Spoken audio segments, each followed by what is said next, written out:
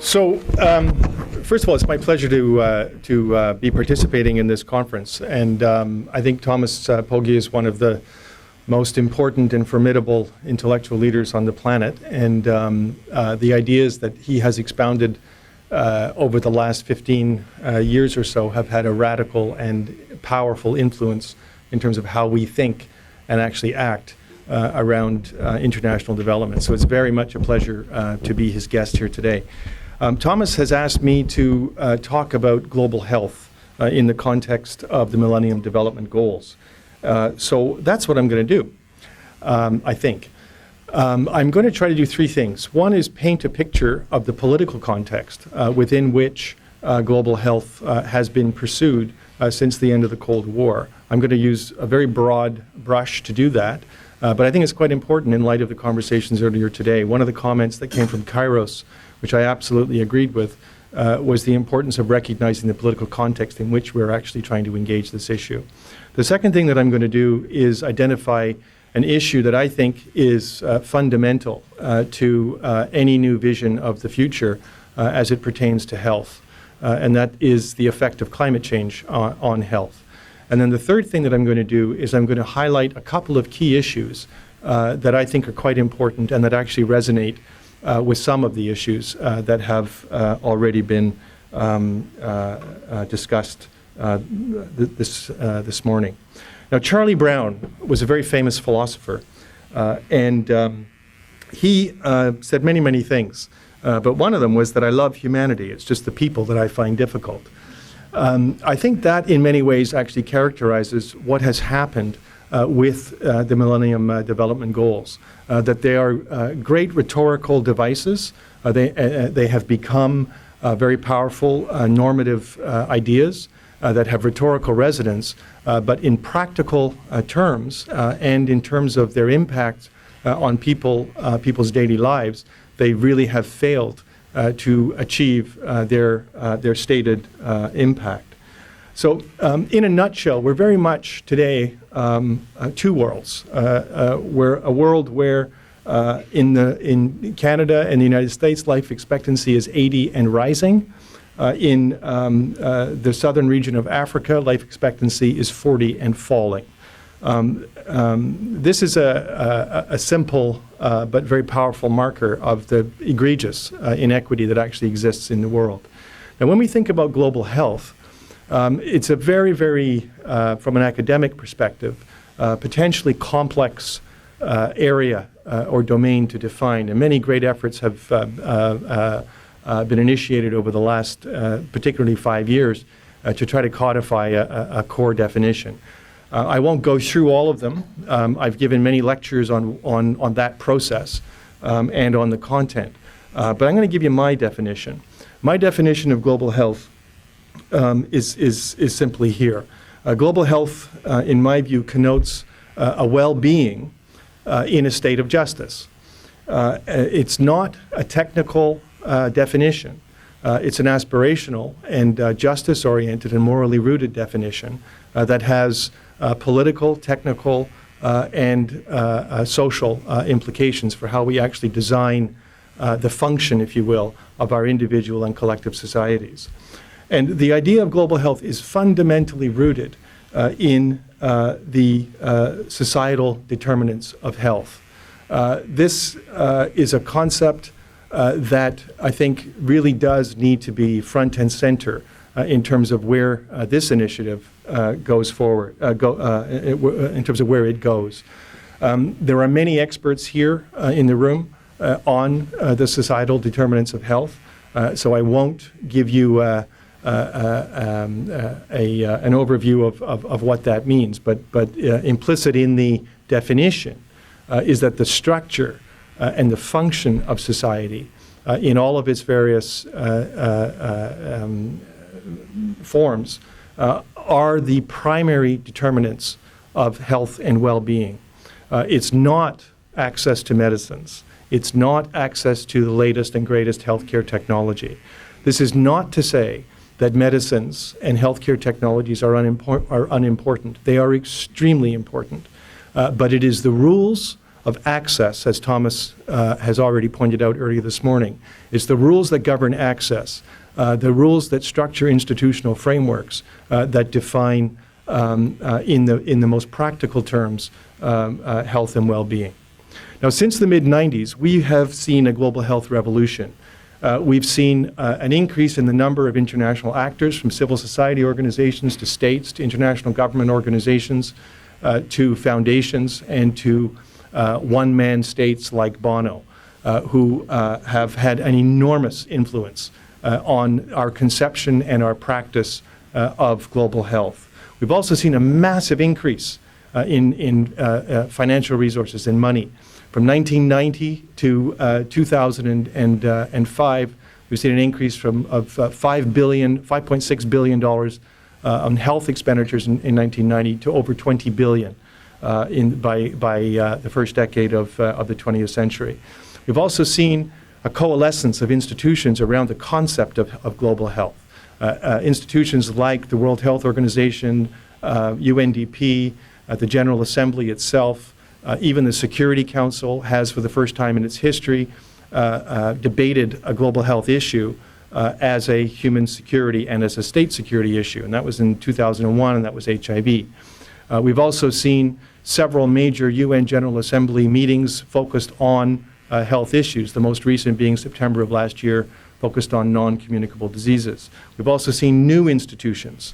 UNAIDS was created to deal with the particularities of the HIV/AIDS epidemic in the late 90s. The Global Fund for AIDS, TB, and Malaria was created in the first decade of the 21st century, specifically to deal with the communicable diseases of HIV, TB, and malaria. We've seen new institutions, UNCTAD, formed to fund and to direct funds around pharmaceuticals. Those are the formal institutions. We've also seen new institutions or new organizations or new initiatives around public-private partnerships and product development partnerships, many of which have been highly effective.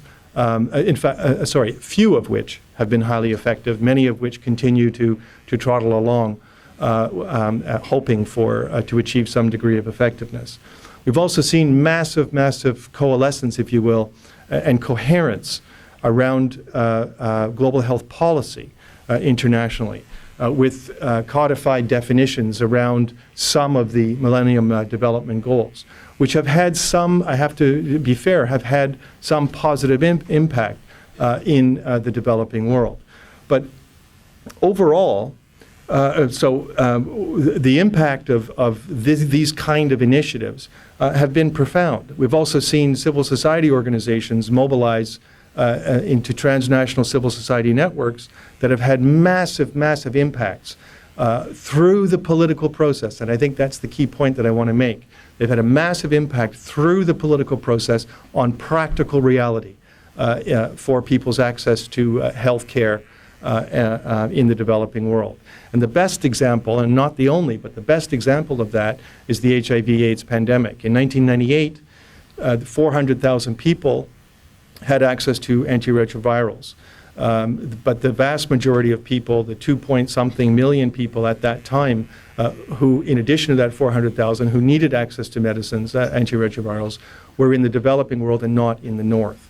Through an international coalition of civil society organizations, that situation has fundamentally changed.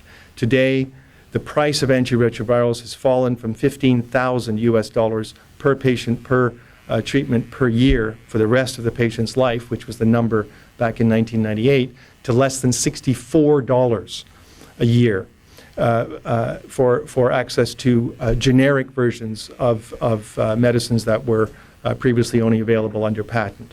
There have also been, even with that success is limited, and is limited to access to first-line medicines. The change in the rules, the change in the institutional architecture that actually governs access, not only to medicines but to other healthcare technologies and to healthcare systems, Those institutions have not fundamentally changed. So I would say, if I had to evaluate the Access to Essential Medicines campaign that MSF started, I would say it is a rhetorical success with one practical outcome that could be marked as a success. But in the main, in terms of actually achieving long-term sustainable change, it is a failure. It has not achieved any significant reform at the WTO level. It has not achieved any significant reform in terms of trade rules beyond TRIPS or TRIPS in TRIPS Plus, and so on. But the impact is profound for those 6 million people now who are on antiretrovirals. This is a picture of a man who has HIV/AIDS before. Are they coming up? They're not coming up. Oh, I've got all these great slides. You're not even seeing them. Well, that's a drag. There we go. Well, let me go. Shall I go back? There you go. Here's Charlie Brown. See? Tale of Two Worlds. 40 years, 80. Defining global health. There you go. Global health revolution. Before antiretrovirals, 6 months later, with antiretrovirals, the life-saving, literally life-saving and transforming medications. And not only in terms of the individual, but for the families and the communities of people who who've been able to get access to treatment. It has literally transformed nations and is continuing to do so. Now, the Millennium Development Goals have been amply reviewed this morning, so I won't go through them in any great detail, but I will just highlight the first point, which is that they really came out of the 2000 Millennium Declaration, which was extremely important. Targets and goals and targets, in fact, were set.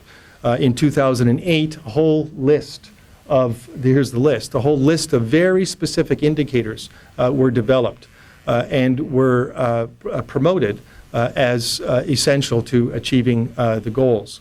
The goals that dealt with health were really three: Millennium Development Goal number 4, 5, and 6. First focused on maternal health, second on child mortality, and the third on HIV, malaria, and other diseases.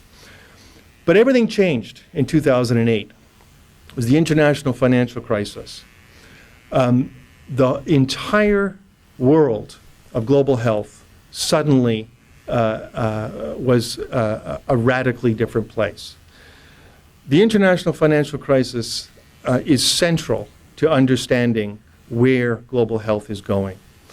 If we think about global health historically, and then in a contemporary, from a contemporary perspective, there's a certain elasticity to the concept of global health politically and internationally. And I think it really achieved its peak in just prior to 2008. What we've seen since is a decrease, a radical decrease in funding, and this is all under the aegis of the age of austerity.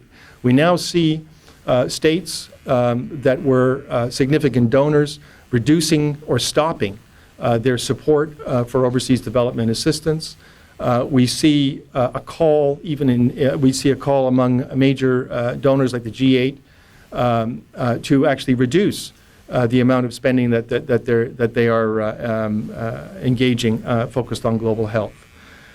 But at the same time that $17 trillion of public money that was mobilized to bail out the banks and to engage in economic stimulus globally, $17 trillion.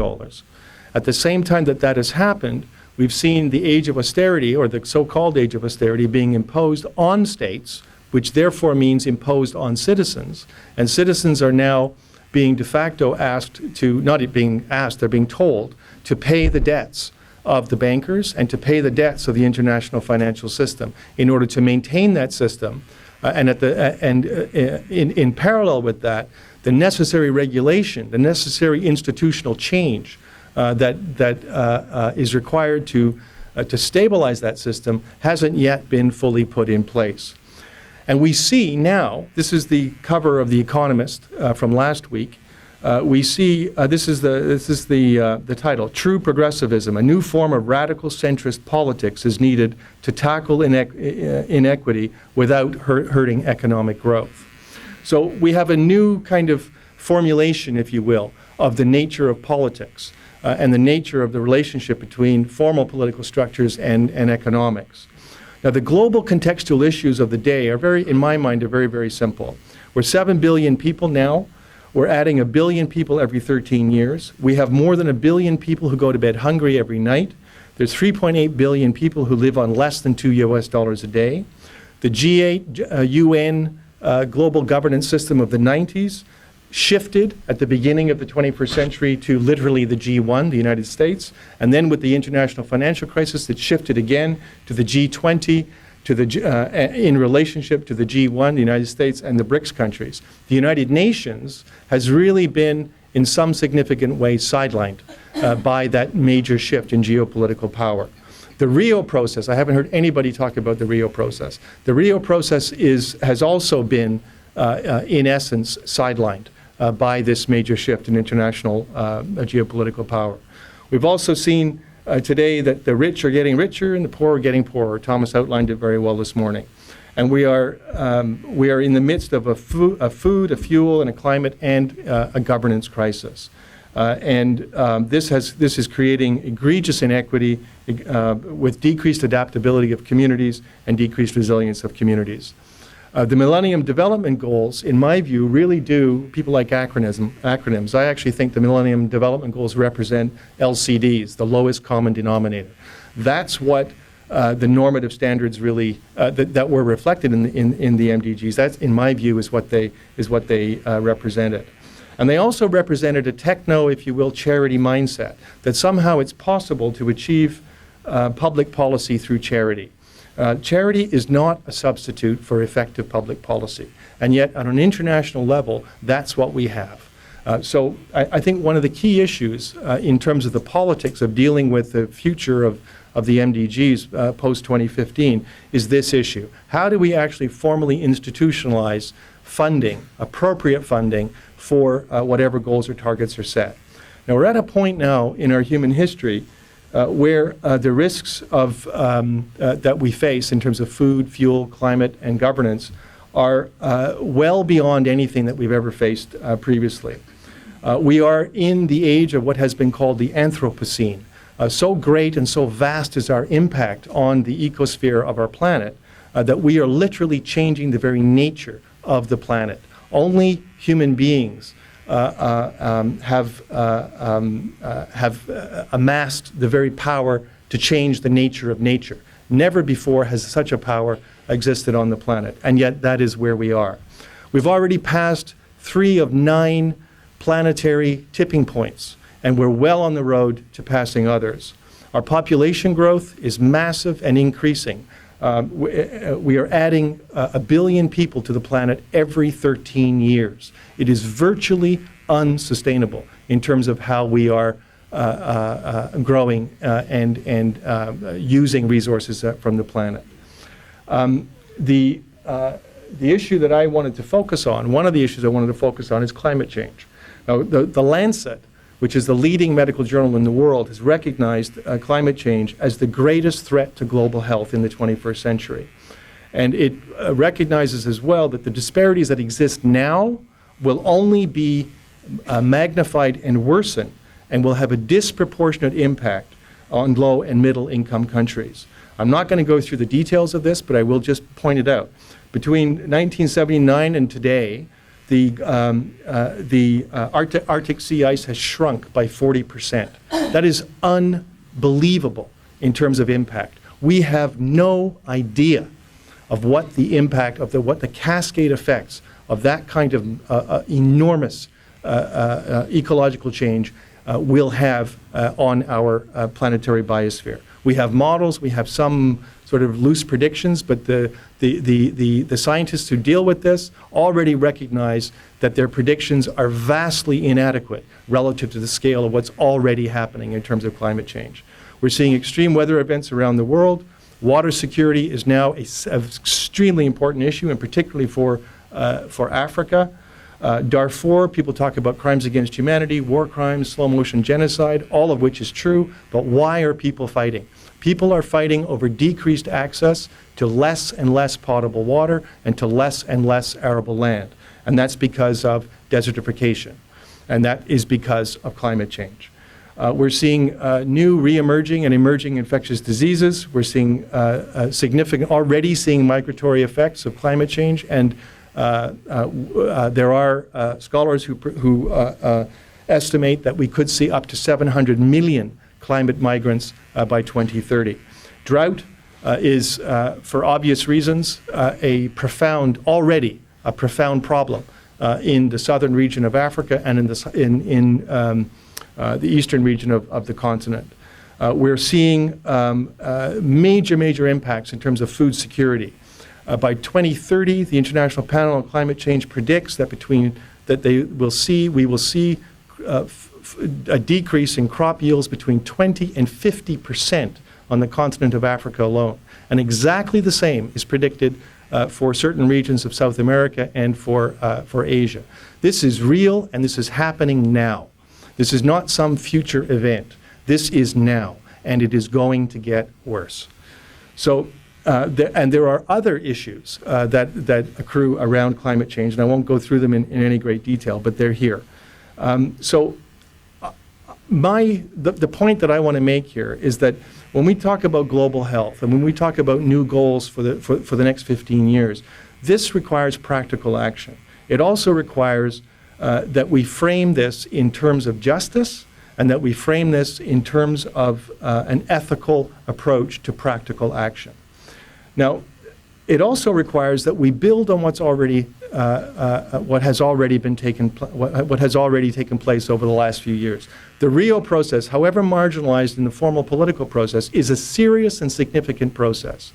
One of the reports that led up to the Rio summit this past June was the UN Secretary's Global Sustainability Panel report, and called Resilient People, Resilient Planet. I strongly urge you to read it.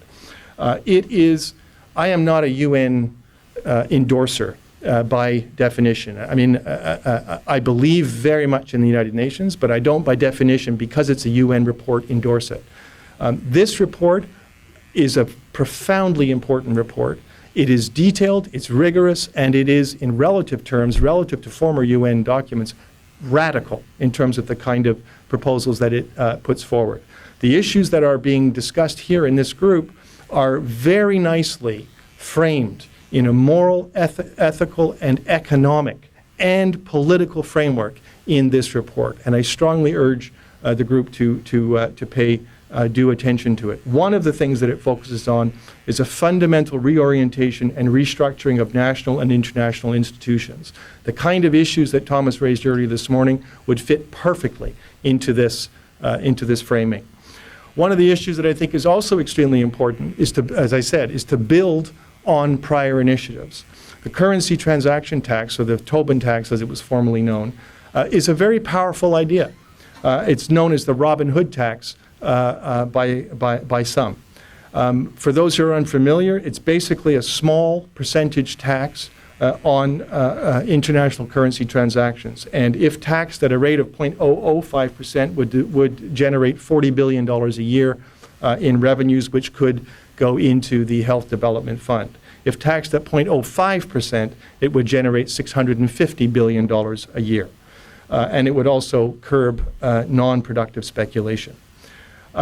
Global health as well is core to the Millennium Development Goals, and particularly is core to the climate change talks, which are ongoing.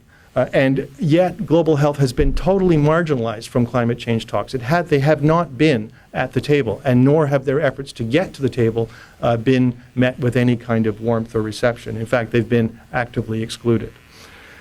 Now, in my view, this is my last couple of slides, achieving greater equity in global health, it really does require innovation. It requires a different way of thinking about the problem. If we don't think differently, if we don't think beyond the techno-charity mindset, then all we're going to do is just magnify existing inequities. We need to be ethically explicit. And I think an idea of a global health, a global ethical framework is not something that should be dismissed.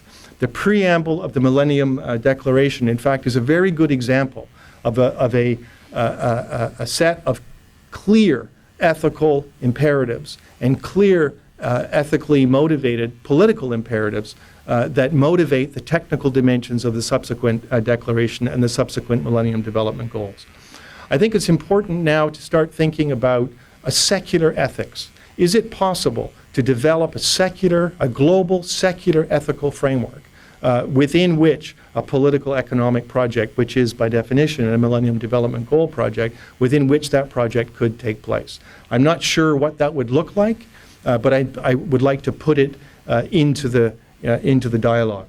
That framework would have to include, as partners, as speakers or partners or actors, governments, the private sector, civil society, and the spiritual community. If we ignore the spiritual community, we do so at our peril. The spiritual community is a very, very powerful force around the world. And it can be engaged to actually augment and actually give clarity to some of the political and economic issues that we are talking about here. The final slide is really an appeal to the two prior speakers, an appeal to you to endorse what the two prior speakers have been saying. The importance of framing, the importance of how you present ideas. It really, really matters. George Lakoff, who's a linguist and a neuroscientist, has developed a theoretical base for understanding how we as human beings understand ideas. And he basically argues many, many different things. But what I want to highlight today is that the idea that we use real reason, logic, to assess to assess data or information or evidence on which we then make our choices. This is just not the way we actually work as human beings. We are not logical beings. Logic and reason is one part of the toolkit that we use as human beings to actually make decisions. He argues that, in fact, most of our decision-making, and he has very good evidence for this, neuropsychiatric imaging based on positron emission tomography and dendritic analyses and so on. Very, very good evidence for this. He argues that most of our reasoning or our decision-making is subconscious, is apparently illogical, but within each loop, there is a logic. But if you compare one loop to another or one system of thought to another, they are inconsistent and illogical. But it's the frame, it's the total package of ideas, the meaning, as he calls it, that we use to make decisions around any one piece of evidence. We take evidence and we try to fit it into our existing frame, and that is largely a subconscious process. Now, this is well studied, and it's really well worth understanding in terms of messaging, in terms of ideas, and in terms of communication. And then other issues. Values and beliefs are key. They can be key to motivating people and to framing, again, ideas, numbers, political objectives, and so on. And I think that the last 2 points, giving people a positive future, a sense of possibility, a sense of a viable tomorrow. This is fundamental. If you scare the hell out of people, what happens is people freeze. They stop thinking, they stop engaging, and they start closing off, coveting, protecting themselves psychologically, physically, economically, and so on. It's extremely important that framing is done in a way that actually invites people into a positive world of possibility, that we can actually achieve something meaningful together, and that it is possible there is a future. It's not going to collapse, it may collapse, but there is a future even beyond that, and it depends on how we approach it. And then the final point is that active problem solving, engaging people in in the challenge of solving problems and avoiding the kind of false deification of the expert. This is really quite important. People are not stupid, and it's not.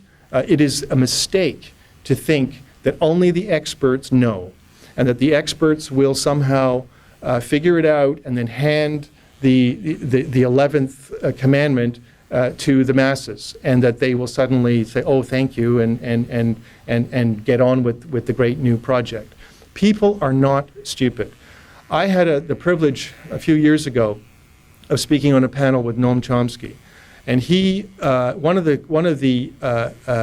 questions from the audience came from a professor, a very scholarly and well-known professor, who basically argued, well, that's all well and good on the issues that we were describing. That's all well and good, but the masses just won't understand. We have to simplify it for the average person. Now, I stood there on the dais with Professor Chomsky, and I watched him turn red, and I watched his carotids swelling with raised blood pressure, and I watched little beads of sweat form on his head, or on his forehead, as he tried to contain his anger. And what he said was, you know, Americans pick up the newspaper every single day, or they go to the website every single day. And the very first thing they do is they turn right to the sports page. And then the next thing they do is they figure out earned run averages, batting averages, home run hits, and they figure out the position of their particular team in this very complex system of game, whatever you want to call it, of game theory or whatever, I don't know what it is. But this very, very complex mathematical system. People can figure this out, right? So, and you don't need to have a PhD in statistics to be able to read and understand and then to make intelligent choices based on the sports page. And if you can do that, you can understand basic economics, and you can understand basic social policy. And that was essentially his argument, and I've used it ever since. And I think it's quite important that we think in those terms. People are not stupid. The final point, leadership in today's world, in this context, is not about formal institutional structures. Formal institutional structures are extremely important. They have a formal legitimacy, and that legitimacy must be respected, and it also must be enhanced. So we must build and increase the credibility of the UN system, for example. I believe that if the UN system didn't exist, we'd have to invent it. You've heard that many times, but you've heard it again, and I still ask you to really think about it. We need the United Nations. For all of its warts and for all of its problems, we need it, and we can fix it. But at the same time, the system of governance that has emerged, particularly in the last 25 years, is a fluid system. We do have new actors. Civil society organizations are extremely important. Labor movement, extremely important, transnationally. Foundations, in terms of health especially, extremely important. Formal governance systems, extremely important. The private sector, extremely important. And, of course, as I mentioned earlier, the spiritual community, extremely important. Distributive leadership is not looking for the Messiah. Distributive leadership is about looking for and supporting different types of leaders, both formal and informal, and mobilizing that around a particular set of objectives. And I think that really is the challenge for this academic community, is to understand how that process works, to articulate that process, and then to support those who are actually going to be implementing this process or trying to implement this process over the next 5 years as we both formulate the objectives and then hopefully implement them. Thank you very much.